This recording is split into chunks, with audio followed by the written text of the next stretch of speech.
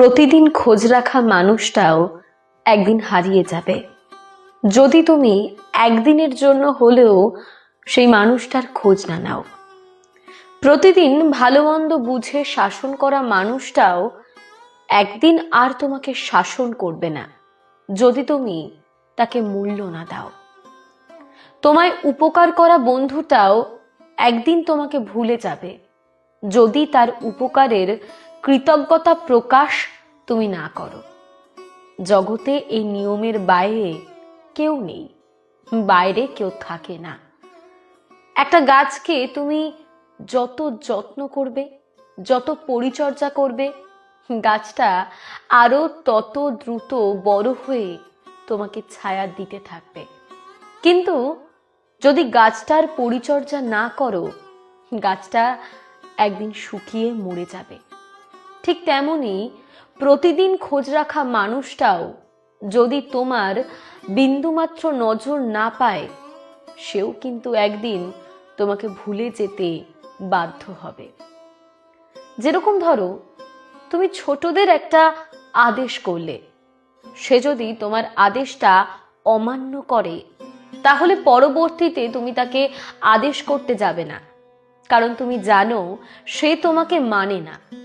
ঠিক তেমনি ভাবে কেউ একজন তোমার ভালো মন্দ বুঝে তোমাকে শাসন করে, আর তুমি যদি তাকে গুরুত্ব না দাও, সেও একদিন তোমার উপর থেকে অধিকার করা বন্ধ করে দেবে।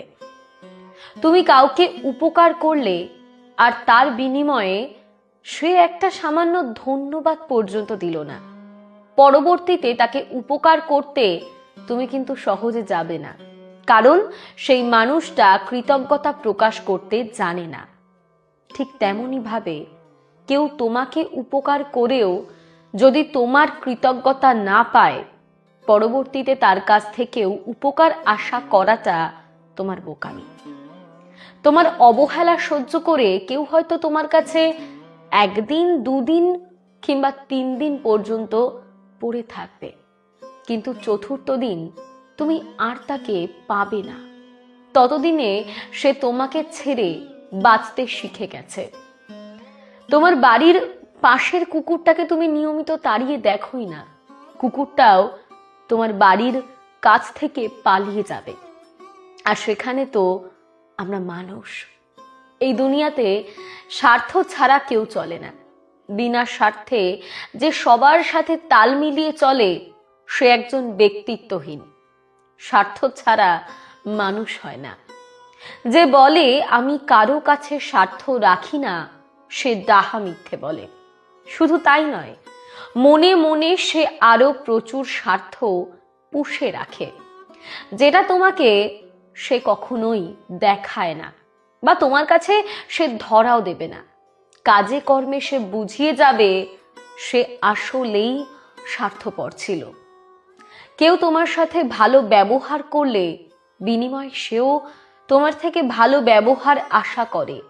যে তোমার খোঁজ রাখে, সেও চায় তুমি তার একটু হলেও খোঁজ রাখো।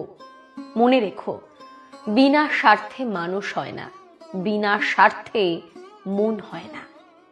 যে তোমার নিয়মিত খোঁজ রাখে, তোমার কেয়ার করে, বিনিময়ে একটু হলেও তার খোঁজ নিও। যে তোমার একদিন হলেও উপকার করেছে, তাকে কখনো ভুলে যেও না। সে যদি তোমার শত্রু হয়, তাও কিন্তু তার কাছে তুমি ঋণী। কাউকে অবহেলা না করে ভালোবাসতে শেখো। এতে নিজেকে ছোট করা হয় না, বরং নিজের ব্যক্তিত্ব প্রকাশ পায়।